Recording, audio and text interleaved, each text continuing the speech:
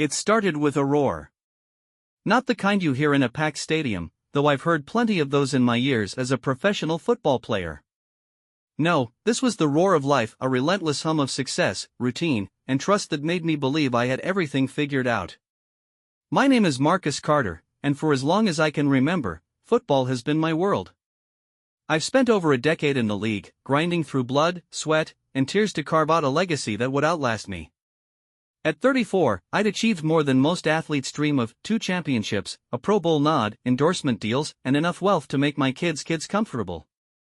But what mattered most wasn't the glory on the field, it was what I'd built off of it: my marriage to Sabrina. We met during my rookie season.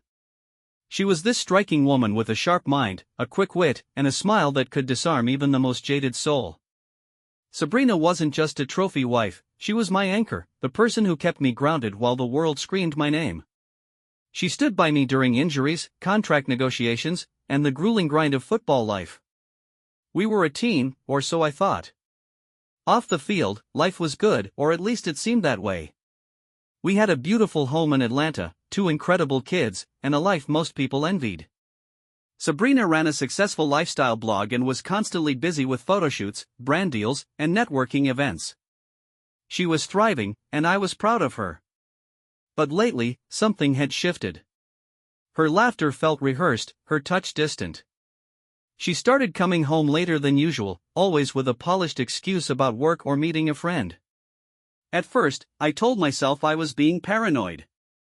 I'd been hit too many times on the field, maybe the fog was getting to my head. But then, one night, a small seed of doubt took root in my mind, and it refused to go away. It wasn't just about her late nights or the carefully worded texts I'd occasionally glimpsed on her phone. It was about a gut feeling, a sense that the life we'd built was starting to crack beneath the surface. I tried to push it down, to focus on the playoffs, on our kids, on anything else. But as I stood on the field under the bright lights, surrounded by 80,000 fans chanting my name, all I could think about was Sabrina's smile. Was it real? Or was it a mask hiding something I wasn't ready to see? I didn't know it then, but the answers I sought would shatter my world and force me to face a truth I'd never thought possible. Sometimes, the game isn't on the field, it's in your own home. It started with something small. That's how these things always begin, right? A crack in the armor, a whisper where there should have been silence. In my case, it was a forgotten notification on her smartwatch. It was late, the house quiet except for the hum of the refrigerator. I'd just come back from a late-night practice session, and Sabrina was asleep upstairs. I noticed her watch on the kitchen counter, the screen lighting up every few seconds with notifications. At first, I wasn't going to look. I didn't want to be that guy, the paranoid husband snooping through his wife's things. But then it buzzed again, and I caught the name. Eric. No last name, just Eric. The message said, "Last night was incredible. I can't stop thinking about you." The air seemed to get heavier in the room. My stomach tightened, and my hands hovered over the watch. This wasn't real. It couldn't be. Sabrina had always been private about her friends, her work. I respected that. But this? This wasn't something I could ignore. I scrolled back through the messages. Most of them had been deleted, but the few that remained painted a picture I didn't want to see.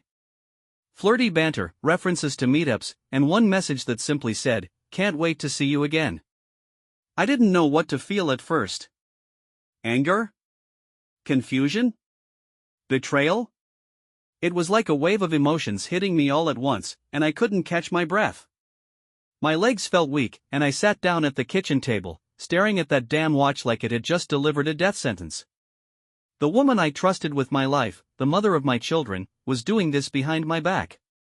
I stayed up all night, replaying every interaction from the past 6 months in my head. The late nights.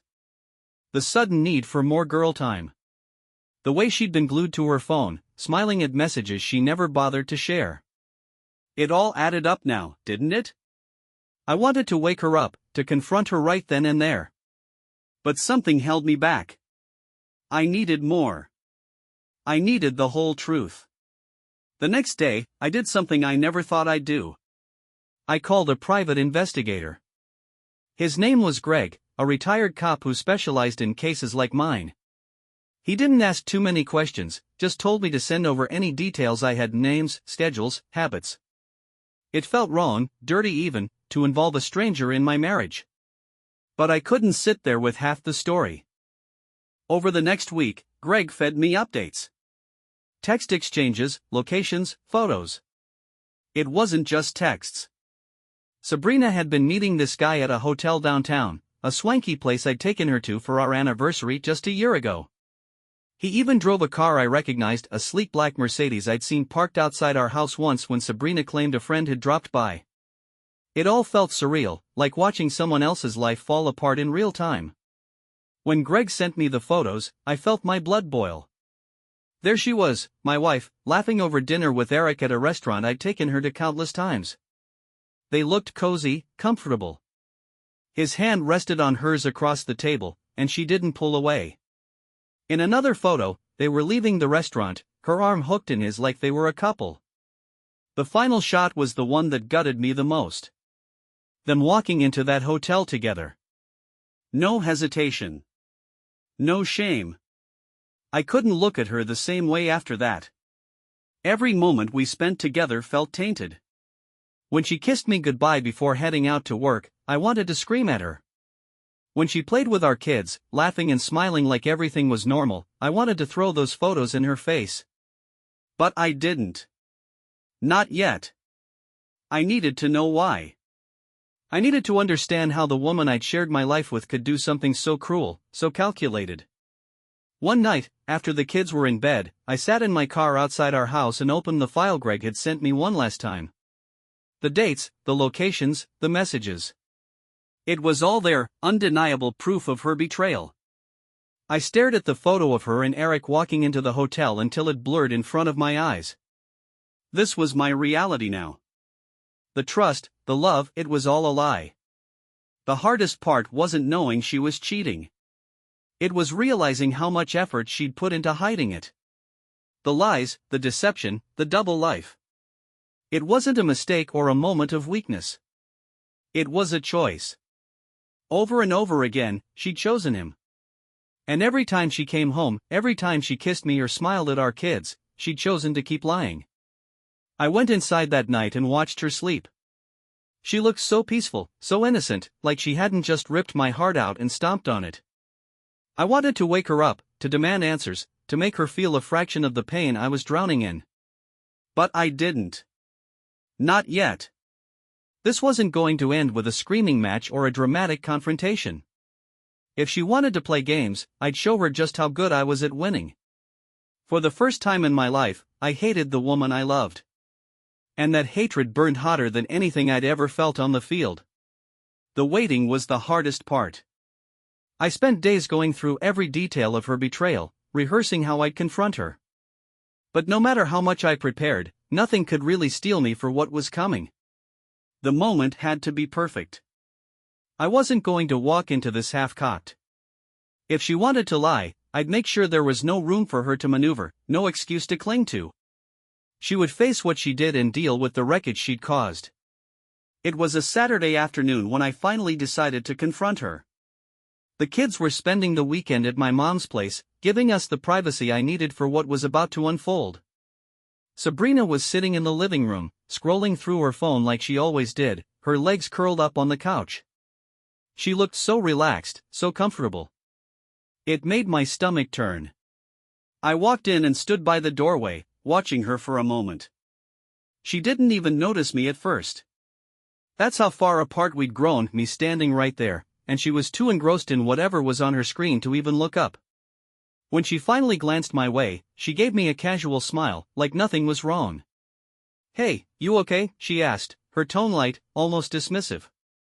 I stepped further into the room, holding the folder Greg had given me. My chest was tight, and my hands trembled slightly, but I kept my voice steady. "We need to talk." Her smile faltered, and she set her phone down. "About what?" I sat across from her, placing the folder on the coffee table between us. "About this." She looked at it, her brows furrowing. "What's that?" "Open it." Her hesitation was brief, but I caught it. She reached for the folder, flipping it open, and as her eyes scanned the first few pages, her expression changed. Confusion gave way to shock, then to something harder to define: fear, maybe, or guilt. She quickly closed the folder and pushed it away, her hands trembling. "What is this, Marcus?" she asked, her voice uneven. "It's everything, Sabrina. The texts, the photos, the hotel receipts. Everything you've been doing behind my back." Her eyes darted to the folder, then back to me. "This isn't what it looks like," she said quickly. "Don't," I snapped, cutting her off. "Don't insult me with that. I've seen it all. I know about Eric.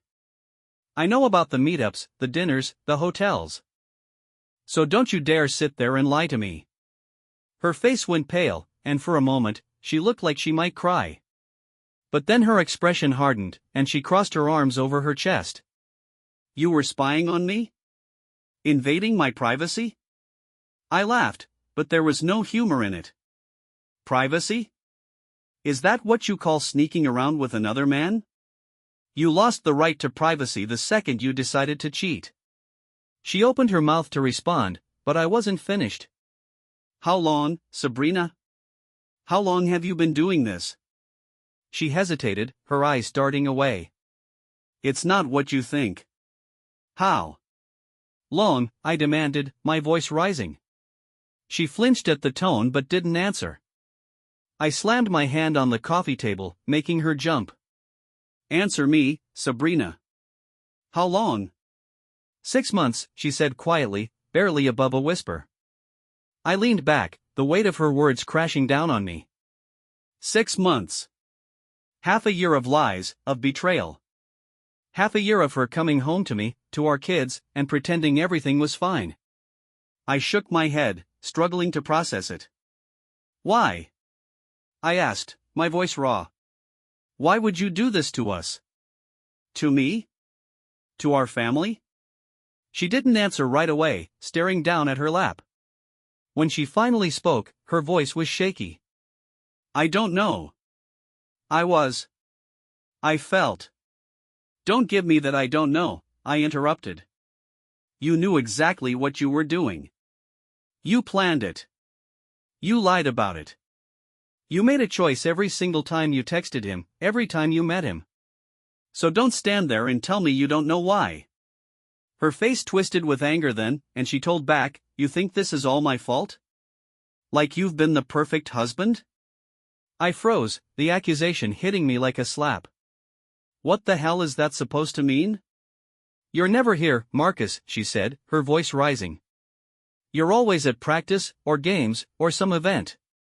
And when you are home, it's like you're still somewhere else. Do you even remember the last time we had a real conversation? The last time you really looked at me?"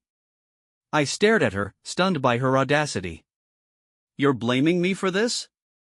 You're trying to justify sleeping with another man because I was working? Because I was providing for this family?" "It's not about the money, Marcus," she shot back. "It's about feeling seen, feeling appreciated." "Eric." "Don't," I growled, cutting her off. "Don't you dare say his name to me." She closed her mouth, tears streaming down her face now, but I couldn't tell if they were tears of regret or just guilt for getting caught. I stood up, pacing the room, my hands clenched into fists. "I gave you everything, Sabrina. Everything. I trusted you, I loved you, and this is how you repay me?" She didn't answer, just sat there crying. I wanted to scream, to break something, to make her feel even a fraction of the pain she'd caused me. But I didn't. I couldn't. The anger burned too hot, and I needed to cool down before I did something I'd regret. "I'm done talking," I said finally, my voice cold. "Pack your things. Get out."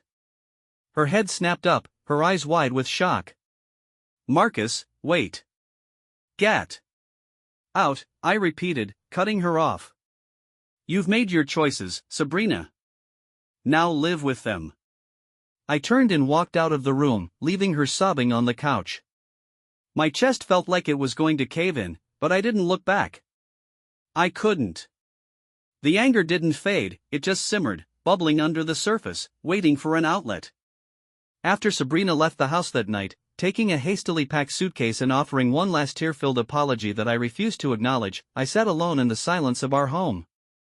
Every corner of the house felt tainted by her betrayal. The couch where she'd smiled at me while secretly texting him. The dining table where we'd shared countless meals as a family.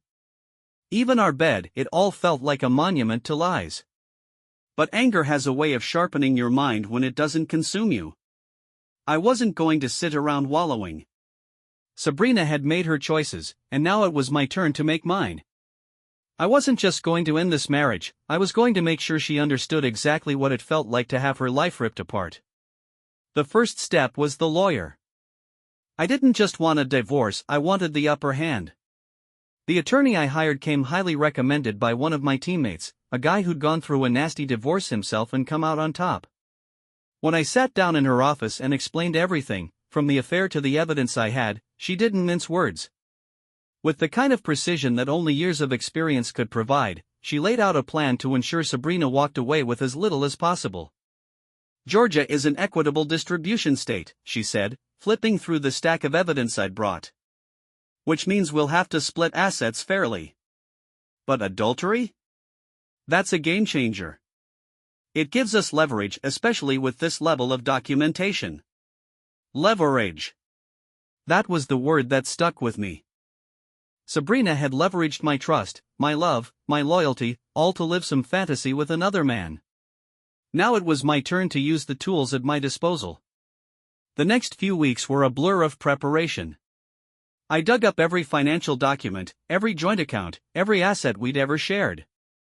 I froze our accounts, ensuring she couldn't drain them. I had my lawyer draft a separation agreement so airtight it might as well have been a steel trap. Every time I felt the sting of betrayal creeping back in, I focused on the paperwork. This wasn't just about money or assets, it was about control, about making sure she didn't walk away unscathed. But financial revenge wasn't enough. I wanted to hit her where it would hurt most, her reputation. Sabrina's blog was her pride and joy, her carefully curated image of perfection. She'd built a following based on her supposed wisdom about family life, relationships, and living your truth. The irony of it made my blood boil. I reached out to a trusted PR contact, someone I'd worked with during my career who knew how to navigate media storms. I didn't want a public smear campaign, I wasn't that kind of guy, but I wanted people to know the truth. Together, we crafted a quiet but effective plan to release the details in a way that wouldn't come back to haunt me. It started with anonymous tips to a few influencers Sabrina had worked with, subtly pointing them toward her indiscretions. They were bloggers and social media personalities who thrived on exposing hypocrisy, and they did their job well. Within days, whispers of Sabrina's affair began to surface in comment sections and forums, tarnishing the pristine image she'd worked so hard to cultivate. Then there was Eric. I couldn't let him off the hook either. He'd been complicit in all of this, knowing full well that Sabrina was married. Using the investigator's records, I found out more about him than he probably knew about himself. His career was less impressive than he liked to portray, a mid-level corporate job at a company I had connections to. One call to the right person, and Eric was suddenly facing scrutiny for inappropriate conduct. I didn't make any direct accusations, I just let the evidence speak for itself. It wasn't long before the consequences of their actions began to unfold. Sabrina called me one night, her voice frantic, begging me to call off the campaign she believed I was waging against her. "Marcus, please," she cried. "I've lost sponsorships, my followers are turning on me, and now Eric's blaming me for everything. You're ruining my life." "Good," I said coldly. "Now you know how it feels." Her sobs on the other end of the line didn't stir any sympathy in me. She had made her bed, and now she could lie in it alone. But I wasn't done. There was still one more piece of revenge I needed to put into motion. I kept the kids shielded from the worst of this, but I couldn't let Sabrina spin the narrative when it came to them. I sat them down one evening, careful to explain things in a way they could understand without turning them against their mother outright. "Your mom and I are going through some things," I told them, keeping my tone calm. "We're not going to be together anymore. But I want you to know that I love you both more than anything, and I'm always here for you. They had questions, of course, and I answered them as honestly as I could without exposing too much. But the truth has a way of slipping through, and I could see the hurt in their eyes. It was another blow Sabrina would have to live with, that she wasn't just breaking my heart but theirs too. By the time the divorce papers were finalized, Sabrina was a shadow of the woman she'd been. Her blog was in shambles, her financial standing had taken a hit, and her relationship with Eric had imploded under the weight of their exposed lies. I'd achieved what I set out to do. I'd made her feel the consequences of her betrayal in every possible way. And yet, as satisfying as it was to see her face those consequences, it didn't bring me the peace I thought it would. Revenge, for all its fiery allure, has a way of leaving you hollow. I'd won, sure, but at what cost? It had been months since I filed for divorce, and the storm was finally starting to settle. Sabrina had moved out of the house for good and into a small apartment on the other side of the city. The kids were adjusting to the new reality, splitting time between my place and hers. Life was moving forward, but it felt like I was dragging a weight behind me, something unresolved that no amount of legal battles or revenge could fix. We hadn't spoken beyond the logistics of the divorce and co-parenting arrangements. Every interaction was cold, clinical. But deep down, I knew we needed one final conversation, not to reconcile, not to forgive, but to put an end to the loose threads that had been hanging over us like a shadow. I needed closure, and whether she admitted it or not, so did she. I texted her one evening, asking her to meet me at a neutral spot. There was a small park not far from the house, the kind with a playground on one side and a few scattered benches under tall oak trees on the other. We'd taken the kids there dozens of times when they were younger, back when life still felt simple. It seemed like the right place, quiet, open, free of the walls that had boxed us in during our marriage. When she arrived, she looked different. Not in a physical way, but there was a heaviness in her posture, a weariness that hadn't been there before. She sat down on the bench across from me, her hands clasped tightly in her lap, her eyes avoiding mine. For a moment, neither of us spoke. The air between us was thick with everything that had gone unsaid. "Thanks for coming," I said finally, breaking the silence. My voice sounded rougher than I'd expected, like it was scraping its way out of my throat. She nodded, glancing at me briefly before looking away again. "I wasn't sure if you'd ever want to talk to me again." "I wasn't sure either," I admitted. "But there are things I need to say. And I think there are things you need to say too." Her hands tightened around each other, her knuckles turning white. "I don't know where to start," she said quietly. "Start with the truth," I said, leaning forward, my elbows resting on my knees. "Why, Sabrina? Why did you do it?" She flinched at the directness of my question but didn't shy away from it. "I don't have a good answer for you, Marcus," she said after a long pause. "I wish I did. I wish I could tell you it was because of something specific, something we could have fixed. But I don't know. I was selfish. I was looking for something, and I thought I'd find it with him. I was wrong." Her words didn't surprise me, but they didn't satisfy me either. "You say you were looking for something," I said, my voice calm but firm. "Was it worth it? Throwing away everything we built for someone who couldn't even stick around?" Her shoulders slumped, and for the first time, she looked me in the eye. "No," she said, her voice trembling. "It wasn't worth it. I destroyed our marriage, hurt our kids, and lost your trust." "And for what?" "For nothing." There was no satisfaction in hearing her admit it. If anything, it made the pain sharper, knowing that all of this, the lies, the betrayal, the upheaval, had been for something so meaningless. "You didn't just betray me," I said, my voice tight. "You betrayed our family. Our kids. They didn't deserve this, Sabrina." Tears filled her eyes, and she quickly wiped them away, but they kept coming. "I know," she whispered. "I know I failed them. And I'll never forgive myself for that." For a moment, I didn't say anything. I just watched her, this woman I'd once loved more than anything, now a stranger sitting across from me. Her regret was real, I could see that. But it didn't change what she'd done. "I'm not here to hurt you," I said finally. That's not what this is about. I needed to hear it from you, to understand why. And I needed to tell you that I'll never forget what you did. But I'm not going to let it define the rest of my life." Her head snapped up at that, her eyes wide. "You're moving on?" she asked, her voice barely above a whisper. "Yes," I said simply. "I have to. For me, for the kids. I can't stay stuck in this pain forever." She nodded slowly, her expression a mix of sadness and acceptance. "I don't blame you," she said. "You deserve better than what I gave you." I let out a long breath, the weight in my chest loosening just a little. "I don't hate you, Sabrina," I said, surprising even myself with the admission. "But I don't love you anymore either. That's gone. And I think you know that." She nodded again, tears streaming down her face now. "I'm sorry, Marcus," she said, her voice breaking. "For everything." "I know you are," I said. "And I hope one day you can find a way to forgive yourself. But that's not my job anymore." We sat in silence for a while after that, the only sound the distant laughter of children playing on the playground. When she finally stood to leave, she hesitated, looking at me like she wanted to say something more. But she didn't. She just nodded once, then turned and walked away. I watched her go, feeling a strange sense of finality settle over me.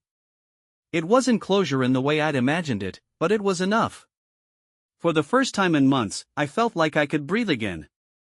The days after our final conversation were quieter than I'd expected. Not peaceful, exactly, more like the calm that comes after a storm has passed. The house still felt emptier without Sabrina, but it wasn't the kind of emptiness that hurt anymore. It was the kind that made room for something new, even if I didn't know what that was yet. I focused on the kids first. They were the one part of my life that hadn't crumbled beneath me, and I wasn't going to let them feel like their world had been completely uprooted. I made time for everything that mattered to them: soccer practice for Ethan, piano lessons for Lily, their favorite movie nights where we ordered too much pizza and stayed up late laughing about nothing. They didn't need to see their father broken. They needed to see me steady, reliable, present. One night, after tucking them into bed, I sat in the living room with a glass of water, flipping through the photo albums Sabrina had left behind. They told the story of a life that had seemed so perfect on the surface: vacations at the beach, Christmas mornings by the tree, birthdays with too many balloons and frosting-streaked smiles. It was strange, looking at those moments now, knowing what they led to. But even as I stared at the smiling faces of the past, I didn't feel the sharp sting of betrayal anymore. Just a dull ache, like a scar that was healing slowly but surely. I thought about everything I'd done since finding out about the affair. The investigator, the lawyer, the carefully orchestrated revenge. It had all been necessary at the time, a way to regain control in a situation where I'd felt powerless. But now, looking back, I wondered if it had really been worth it. Sabrina had paid for her mistakes, no doubt about that. Her blog was still struggling, her reputation in shambles, and Eric, well, he was a footnote in her story now, just another mistake she'd have to live with. But none of it had brought me the satisfaction I thought it would. I wasn't proud of the way I'd gone about things, but I wasn't ashamed either. It was survival, plain and simple. When someone betrays you like that, you have two choices: you let it destroy you, or you fight back. I chose to fight, and I didn't regret it. But now, it was time to lay down my weapons. The battle was over, and I had to figure out what came next. The divorce was finalized a few weeks later. It was a surprisingly quiet affair, no theatrics, no last-minute pleas or outbursts. We sat across from each other in the lawyer's office, signing the papers that officially ended 17 years of marriage. When it was done, Sabrina looked at me and said, "Thank you for being fair." I didn't respond. Not because I was angry, but because there was nothing left to say. The chapter was closed, and I wasn't about to reopen it. I took the kids out for ice cream that evening, trying to make the day feel as normal as possible. They didn't need to know what had happened, not yet. One day, when they were older, I'd tell them the truth. But for now, all they needed to know was that their parents loved them, even if they couldn't love each other anymore. In the months that followed, I started rebuilding my life. Football had always been my anchor, and I threw myself back into it with a renewed focus. The season was in full swing, and every game felt like a chance to prove to myself that I was still capable, still strong. My teammates noticed the change in me, and while a few of them tried to ask what had happened, I kept my answers short. My personal life wasn't something I was ready to share, not with them. But I wasn't alone. My family stepped up in ways I hadn't expected. My mom offered to help with the kids whenever I needed it, and my brother, who lived a few hours away, started visiting more often. Even my teammates, in their own way, showed their support, whether it was through a casual invite to grab a beer after practice or just a pat on the back after a tough game. There were hard days, of course. Days when the weight of everything hit me all over again, when I'd catch myself thinking about what could have been if things had turned out differently. But those days were fewer and farther between as time went on. The pain didn't disappear, but it dulled, like an old injury that no longer defined me. One night, as I was putting Ethan to bed, he asked me, "Dad, are you happy?" The question caught me off guard, but I didn't hesitate. "Yeah, buddy," I said, ruffling his hair. "I'm happy." "Why do you ask?" He shrugged, looking thoughtful. "You smile more now." "I like it." That moment stayed with me.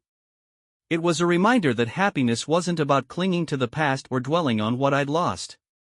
It was about the little things, my kids' laughter, the camaraderie of my team, the quiet satisfaction of knowing I was moving forward. Sabrina and I kept things civil for the kids' sake. We weren't friends, not anymore, but we managed to find a way to co-parent without too much tension. It wasn't perfect, but it worked. And that was enough. Looking back, I realized I'd learned more from this experience than I ever expected. I learned how fragile trust can be, how quickly it can shatter. But I also learned how strong I was, how capable of rebuilding even after everything had fallen apart. Life wasn't about avoiding pain, it was about facing it head-on and coming out stronger on the other side. As for what came next, I didn't have all the answers yet. But for the first time in a long time, I wasn't afraid of the uncertainty. The road ahead was mine to shape, and I was ready to embrace whatever it brought. The past was behind me, and for the first time, I felt free.